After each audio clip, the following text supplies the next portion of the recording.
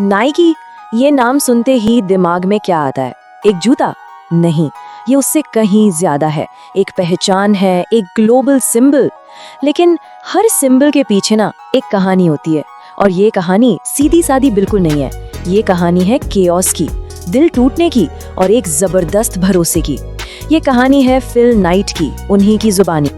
और कहानी की शुरुआत होती है इस ज़ेन कहावत से। शुरुआती दिमाग में कई संभावनाएं होती हैं, लेकिन विशेषज्ञ के दिमाग में कुछ ही होती हैं। ये लाइन फिल नाइट की पूरी जर्नी का कह सकते हैं सार है। एक ऐसी यात्रा जो किसी एक्सपर्ट की तरह नहीं, बल्कि एक खुले और सब कुछ जानने को उत्सुक दिमाग से शुरू हुई। तो चलिए सीधे चलते हैं 1962 में। ओरेगन का एक जवान लड़का, एक धावक, फिल नाइट, अभी अभी बिजनेस स्कूल से निकला है और उसके दिमाग में एक आइडिया घूम रहा है। एक ऐसा आइडिया जिसे वो चाहकर भी निकाल नहीं पा रहा। और ये आइडिया था क्या? सच कहूँ तो उस जमाने के हिसाब से बिल्कुल पागलपन वाला था। सोचिए, जापान से हाई क्वालिटी सस्ते रनिंग शूज इंपोर्ट करके अमेरिका में जर्मन कंपनियों को टक्कर देना। ये वो दौर था जब 27 में से 26 नई कंपनियां तो खुलते बंद हो जाती थीं, और सेकेंड वर्ल्ड वॉर के जख्म इतने ताज़ा थे कि किसी जापानीज कंपनी के साथ पार्टनरशिप का तो कोई सोच भी नहीं सकता था, नामुमकिन सा था। लेकिन फिल नाइट के पास हिम्मत थी, और बस उसी के सहारे वो निकल पड़े जापान। किस लिए? जूता बनाने वाली कंपनी ओनित्सुका टाइगर से मिलने। ये एक ऐसी मीटिंग थी जो या तो सब कुछ बना देती या फिर उनके सपने को वहीं हमेशा के लिए खत्म कर देती। और यहीं पर कहानी में आता है असली ट्विस्ट। जरा सोचिए वो सीन।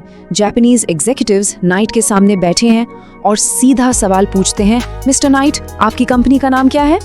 एक ऐसा सवाल जिसके लिए फिल नाइट बिल्कुल भी तैयार नहीं थे, क्योंकि सच तो ये था कि नाइट की कोई कंपनी थी ही नहीं। बस उस पल एड्रेनलिन के उस रश में उनके दिमाग में एक तस्वीर आई, उनके कमरे की दीवार पर लगे वो नीले रिबन जो उन्होंने ट्रैक एंड फील्ड में जीते थे।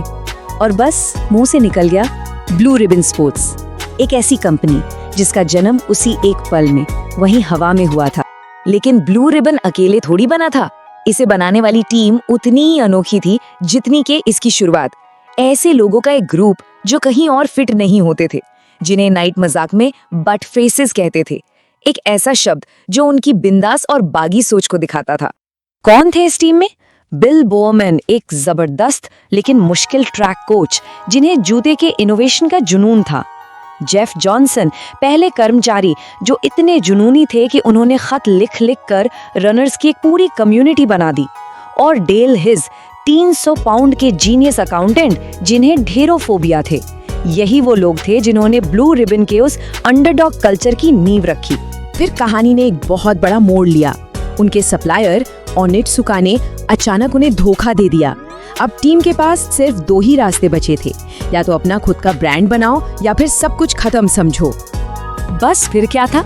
एक नाम की फ्रेंटिक सर्च शुरू हो गई। फिल नाइट को नाम पसंद आया था डायमेंशन 6। एक और नाम लिस्ट में था फैल्कन। लेकिन नाइट के कर्मचारियों को डायमेंशन 6 से सख्त नफरत थी। ये वो पल है जो दिखाता है कि प्रेरणा कहीं से भी कभी भी आ सकती है। डेडलाइन से ठीक पहले कर्मचारी जेफ जॉनसन का फोन आया और उन्होंने कहा, लगता है कल रात मुझे सपने में एक नया नाम आया है, नाइकी, मतलब जीत की ग्रीक देवी के नाम पर। नाम तो फाइनल हो गया, अब बारी थी लोगो की।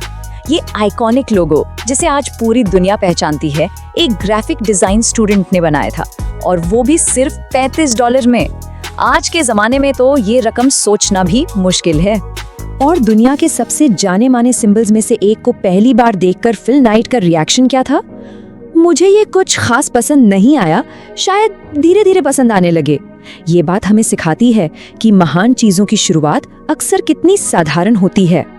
और इसी साधारण लेकिन जिद वाली सोच ने एक ग्लोबल एम्पायर खड़ा कर दिया।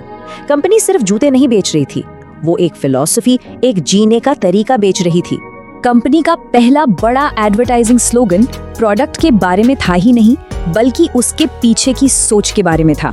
उस एड पर लिखा था, दूसरों को हराना तो फिर भी आसान है, खुद को हराना एक कभी न खत्म होने वाला कमिटमेंट है।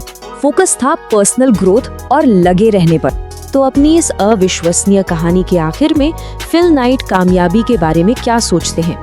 वो कहते हैं कड़ी मेहनत जरूरी है, एक अच्छी टीम बहुत जरूरी है, दिमाग और लगन की तो कोई कीमत ही नहीं है, लेकिन किस्मत, हो सकता है कि आखिरी फैसला किस्मत ही करती हो। और हम इस कहानी को खत्म करते हैं इस एक जबरदस्त सोच के साथ, जो शू डॉग की उस बेचैन और कभी हार न मानने वाली आत्मा को दिखाती है। हार मानने का मतलब रुकना नहीं होता, बस कभी रुको मत।